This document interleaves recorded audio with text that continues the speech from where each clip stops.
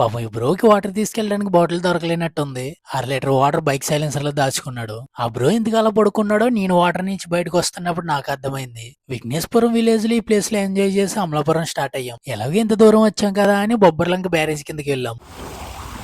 ఇలాంటి బ్యారేజ్ల దగ్గరికి స్థానాలకు వచ్చినప్పుడు జాగ్రత్తగా ఉండండి. ఎందుకంటే లోతు ఉండదు, కానీ అక్కడి నుంచి కనిపించేదంతా కిందంతా మొత్తం నోసే.